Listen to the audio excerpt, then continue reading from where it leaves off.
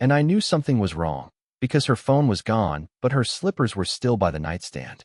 She never goes barefoot, not even to the kitchen. The alarm wasn't ours. It came from her old tablet in the guest room, the one she swore she didn't use anymore. I followed the sound through the dark hallway, past the creaky floorboard I always fix in my head, but never with my hands, and paused outside the door. I heard a voice. A man's voice. Muffled. Low. Then a soft laugh. Not hers, but mine. Buried somewhere deep in my memory. It was my laugh. From an old video maybe. One I didn't remember recording. I opened the door. The tablet screen lit up the room with a pale blue glow. She didn't notice me. She was sitting cross-legged on the floor in her robe, her face inches from the screen, watching something on loop. I moved closer, and I saw it. A video of me, younger, thinner, happy, playing with our oldest son on the beach. She was behind the camera, giggling, saying, "Tell Daddy you love him." But in the corner of the video, someone else was there. A man in sunglasses, sitting close beside her. His hand was on her knee. The video panned down just enough to catch it before she yanked the camera back up. She didn't notice, or maybe she didn't care. She played it again, and again. I didn't say a word. I just stood there, watching her watch him. The way she looked at the screen, I hadn't seen that expression in years. Not even when our grandkid was born. Not even when I got out of surgery last spring, and she said she was so relieved. Then she finally spoke, still facing the screen. I think I loved him more. She didn't scream. She didn't gasp. She just said it like she was ordering coffee. I swallowed, but it felt like glass. My knees went weak. I backed away from the door, stumbled into the hall, and nearly tripped on that stupid creaky board again. She didn't follow me. Didn't even blink. 37 years. 37 years, and I never even knew his name. She didn't know I heard her. Didn't know I saw that video. I spent the entire next day pretending I hadn't. I smiled when she poured my coffee, nodded when she reminded me to pick up the dry cleaning, and even laughed when she made that joke about the neighbor's ugly lawn gnome. But inside, something was unspooling. It felt like my organs had been rearranged. My hands wouldn't stop trembling. I dropped a fork at lunch and nearly burst into tears. I kept asking myself questions I couldn't answer. Who was that man? Was he still alive? Did she still see him? And why? After all this time, was she watching that video like it was sacred? I needed answers. Not the kind you get by asking. The kind you get by catching someone in a moment they never expected. So that night, when she said she was going out for a late walk to clear her head, I waited exactly 3 minutes after she left, then grabbed my jacket and followed her. No flashlight. No phone. Just the jacket I've had since college and a sick feeling in my chest. She didn't take the usual route. Not past the grocery store. Not toward the park. Instead, she cut behind the church, walked along the creek bed, and slipped through the gap in the fence near the old community center, a place we hadn't gone near in years. It was mostly shut down now. The playground rusted. The windows boarded. The kind of place that feels like it remembers things no one talks about. I kept my distance. She moved like she knew exactly where she was going. Confident. Comfortable. She had a key in her hand before I even realized the side door was still functional. She unlocked it, walked inside, and the door clicked shut behind her. I waited for 20 minutes. Maybe more. The wind was biting. My legs were numb, but my rage kept me upright. Then I saw it. A flicker of light in one of the upstairs windows. A figure. Two, maybe. Movement. A shadow crossing behind the curtain. My stomach twisted. I stepped forward, hand on the fence, about to climb through. Then I stopped. Because if I went in there and found something real, there'd be no pretending anymore. No going back to the lies. No quiet dinners.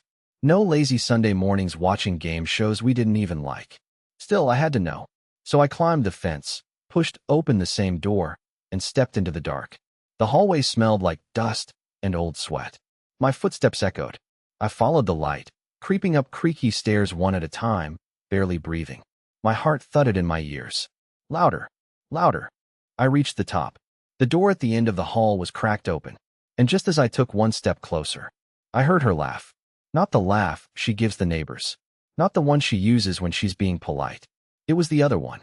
The one she used when we first met. The one I hadn't heard in decades. The one I thought was mine. And then I heard him. His voice. Saying her name. Saying Clara. I missed this. And she said back, I never really left. I didn't go in. I just stood there, paralyzed, with my world collapsing in absolute silence. The next morning, the sunlight felt wrong. Everything in the house was too bright, too sharp, too loud. Clara sat at the kitchen table sipping her tea, scrolling through her phone, acting like nothing had happened. But I couldn't sit down. I paced. Every creak of the floor sounded like a warning. Every shadow looked like him. Every laugh from the neighbor's kid outside made me flinch. I couldn't sleep the night before, replaying the shadow in the window, the sound of her voice, the unmistakable timbre of a man who wasn't me. I kept thinking about the shoebox in the basement, the letters, the photographs. Maybe this wasn't just something from decades ago. Maybe it was still alive. Maybe it had been alive all along. And I had been blind, trusting the same woman who sat across from me now, smiling and humming like a harmless widow of time.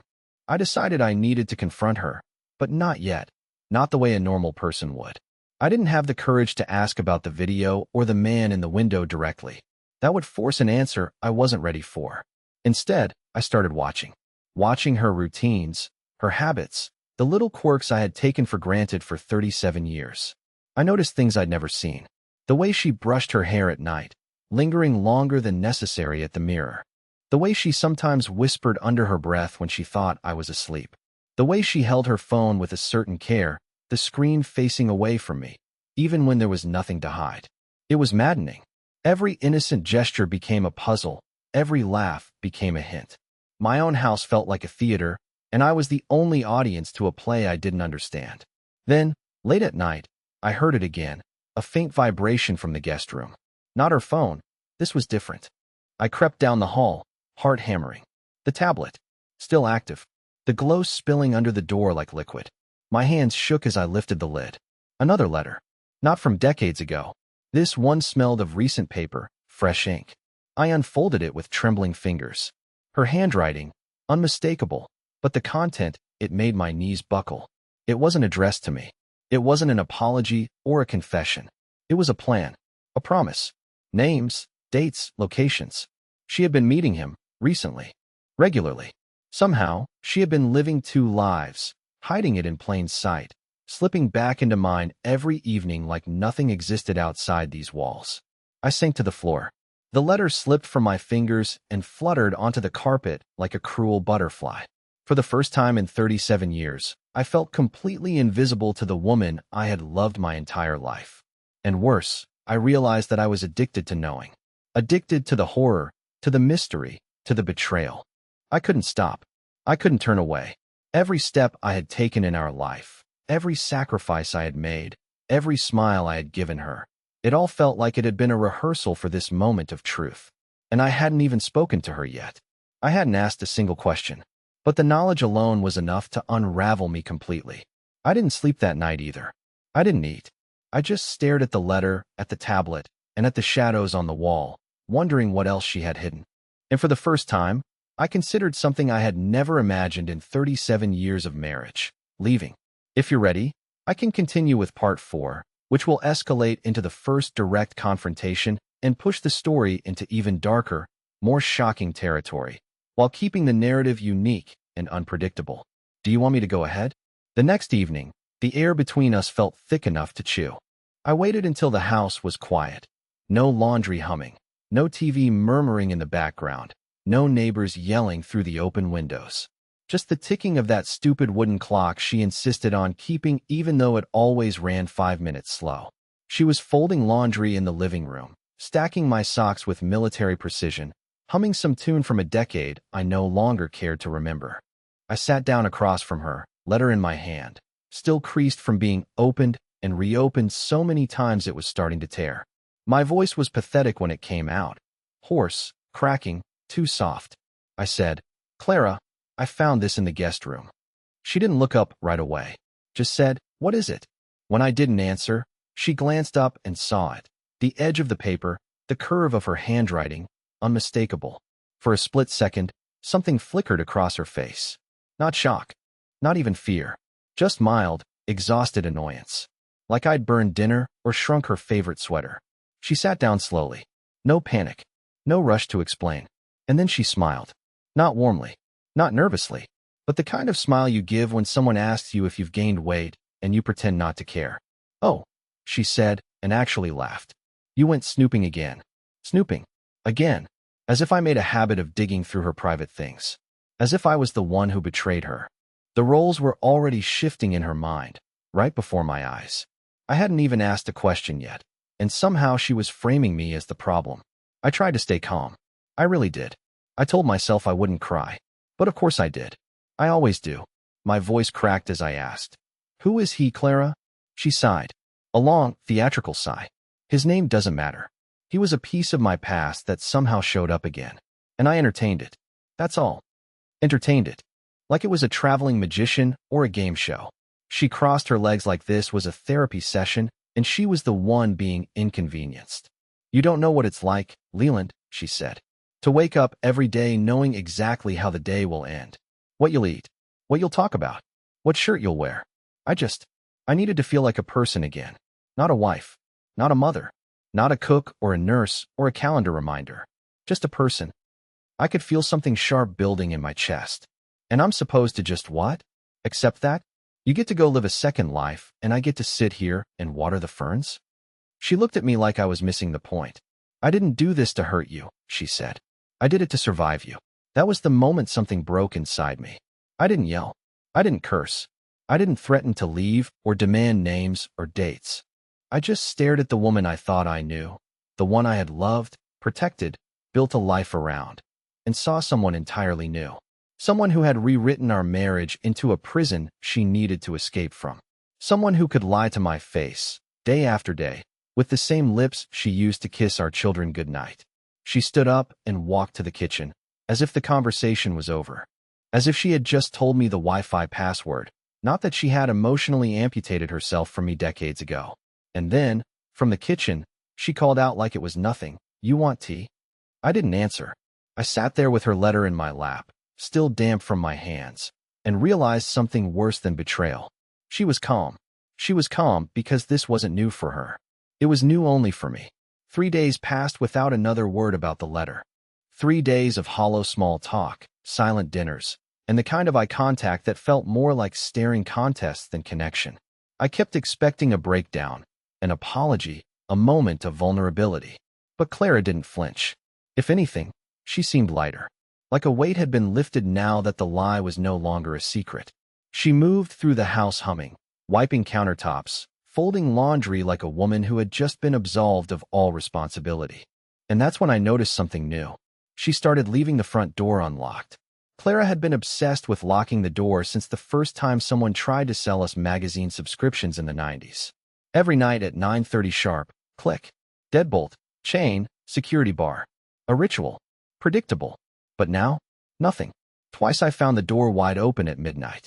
Once I found it cracked at 3 a.m., wind swaying it like a lazy hand.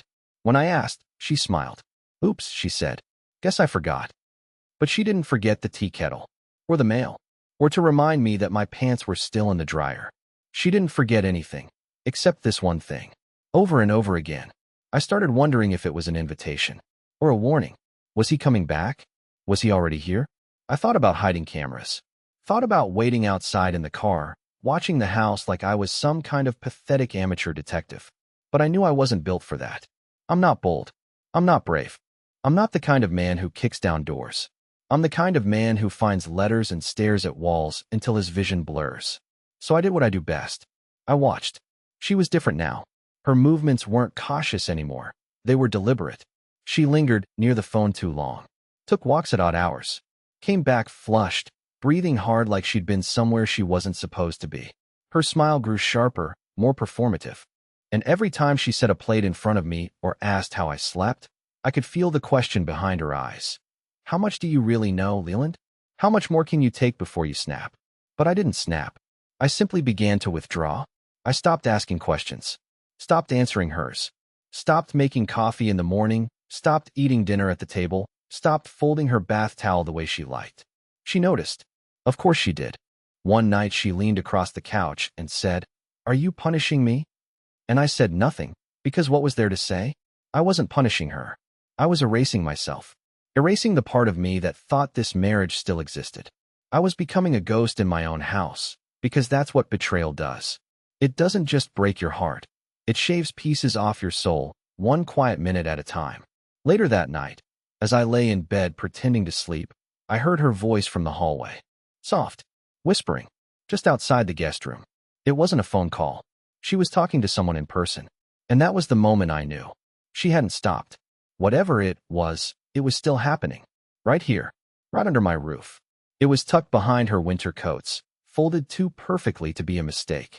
Navy blue, button-down, linen. Not my size. Not my brand. Still smelled faintly of expensive cologne and something else I couldn't name. Sweat, maybe, or guilt. I stared at it for a long time, afraid to touch it. Like if I picked it up, I'd become part of whatever world she'd been hiding from me. A silent co-conspirator in a life I wasn't even invited to. Eventually I did lift it, shaking as I unfolded it completely. A small white tag was stitched on the inside collar. A dry cleaner's barcode. One we'd never used. One I recognized only because she once told me it was a place he liked, said they used lavender starch. She'd told me that in passing, years ago, when we were folding laundry and she'd made a joke about how some men noticed the weirdest things. I laughed at the time. Now I couldn't breathe. I carried the shirt down to the kitchen, laid it out on the counter like an autopsy. I waited. I listened. I tried to hear if she was on the phone again. If she was whispering in that voice I'd started to hate. But the house was dead silent. So I sat and stared at it. For hours. Until the light outside shifted and the floorboards creaked with nightfall. She came in around 9:15, grocery bags in hand. Or at least she wanted me to think she'd been grocery shopping. The bags were too light. And there were no receipts. No milk. No bread. Just a pack of batteries and a glossy magazine about home organization. She froze when she saw the shirt. But only for a moment. Then she said, "It's just a shirt." I said nothing. She moved to put the groceries away. Casually. Slowly. Like there wasn't a live wire stretched between us. "It's not what you think," she said after a moment. "You're spiraling again." Again. That word hit me harder than the shirt itself. It meant this wasn't the first time she thought I'd lost my grip on reality. It meant she had her narrative ready. Not why she did it, but why I couldn't handle it. I stood there, mouth open, words forming but refusing to leave. I wanted to say, "I gave you my whole damn life." I wanted to say, "You could have left. You could have told me." I wanted to say, "Please, just lie to me better." Instead, I asked, quietly, "Was he in this house?" She turned, leaned against the counter, looked me dead in the eye, and smiled. "Not recently." And then she walked upstairs. Just like that. Like we'd been talking about the weather. Like nothing had happened. I didn't follow her. I sat at the kitchen table until morning. I couldn't remember the last time I blinked. My body felt like it belonged to someone else. My hand stayed clenched around the edge of the table so tightly I left grooves in the wood. And when the sun finally came up, I went outside. I didn't take my keys. I didn't take my wallet. I didn't even put on shoes. I just walked. And I kept walking. Because if I stayed in that house another minute, I was going to become something I couldn't come back from. I walked until the soles of my feet split open. I didn't care. I didn't even notice at first. There was something satisfying about the pain. Real pain, measurable, not the silent kind that sits behind your ribs and pretends to be fatigue. My legs kept moving long after my mind stopped working. No destination. No plan. Just a desperate, directionless need to escape the skin I was wearing. I ended up outside a gas station on the edge of town, sitting on a curb, watching the sun bleed through the clouds like something trying to escape. I didn't want to go back. Not to the house. Not to the woman. Not to the shirt. Not to the version of myself I'd abandoned somewhere back on Sycamore Street. And then I did something stupid. I called Greg. Greg was a friend, or at least he used to be. We drifted over the years. Life happened. Kids. Jobs. Distance. But something about his name floated up from my subconscious like it had been waiting there the whole time. He and Clara had always gotten along strangely well. She used to laugh louder at his jokes than mine. I thought nothing of it then. Greg picked up on the second ring. "Leland," he sounded confused. "You okay, man?" I didn't answer right away. The silence must have told him everything. "Where are you?" I told him. He came in 10 minutes flat. Didn't ask many questions. Just opened the car door and said, "Get in." We drove in silence. I stared out the window, watching mailboxes blur past like tombstones. Eventually, he pulled into a quiet park off the highway. No one around. He killed the engine and turned toward me. She told you, didn't she? My throat closed. I looked at him. Really looked at him. The bags under his eyes. The tension in his jaw. The slight shake in his left hand. He knew. I didn't even have to ask how. The way he said it, not if, but that, told me everything. How long? I asked, voice dry. Greg ran a hand through his thinning hair. Didn't answer at first. Then, since the cancer scare. My heart stopped. That had been 6 years ago. She'd found a lump, thought it was something serious. I was a wreck. Canceled work. Sat through every appointment. Held her hand during every scan. And when we found out it was benign, I cried harder than she did. 6 years. 6 years of looking me in the eye and pretending we were building something back after the storm, while she was building something else with someone I used to call my brother in everything but blood. It wasn't supposed to happen like that, Greg muttered. She was scared. Vulnerable. We were drinking. One time turned into 2. Then 10. And then, we didn't know how to stop. I wanted to hit him. I wanted to scream. But all I could do was laugh. This horrible, wheezing laugh that didn't even sound human. It wasn't funny. It wasn't anything close to funny. But somehow, laughter was all that came out. She told me it was someone I didn't know? I said finally, almost whispering. Greg looked away. Guess that's true. You didn't know who she was anymore. The words sank like concrete. I wasn't angry. Not in the way I should have been. I was hollow. Like someone had scooped out everything soft inside me and left a note that said sorry for the mess. She said she did it to survive me, I added quietly. He didn't respond. Because what could he say? The truth was too ugly. Too real. I was easy to survive. I was easy to overlook. I was dependable, predictable, safe. And maybe that had been the problem all along. I got out of the car. Greg didn't stop me. I walked back to the street. Didn't know where I was going. Didn't care. But I knew one thing, finally, and with terrifying clarity. This wasn't just betrayal. This was reconstruction. Clara had built a new life on top of mine, like a second story on a house that couldn't bear the weight. And I hadn't even noticed the cracks in the walls. Until now. I didn't go back that night. I walked until morning, slept in the lobby of a library, borrowed a stranger's charger to call a cab, and checked into a dusty motel off Route 9. I sat on the bed for hours, staring at the beige wallpaper until it started to ripple. I didn't cry. Not that night. I think my body had finally run out of grief. Instead, I made a list. Not of revenge. Not of ways to hurt her, or expose her, or twist the knife the way she twisted it in me. I made a list of things I still liked. My morning coffee, black, bitter, always in that chipped mug with the eagle on it. The way my grandson says grandpa, like it's a secret. Fresh air before sunrise. The smell of wood shavings in the garage. That old guitar I never learned to play. The fact that I still remember the lyrics to songs I haven't heard in 20 years. That list saved me. When I walked back into the house 2 days later, I didn't knock. I didn't shout. Clara was in the garden, clipping dead stems off the rose bushes. She looked up when I stepped onto the porch. Didn't smile. Didn't speak. I sat beside her on the bench and took a long breath. The air smelled like lilac and freshly turned soil. I'm not going to fight you, I said. She blinked slowly, waiting. I know about Greg, I added. Her hand froze. The clippers trembled slightly. But she didn't deny it.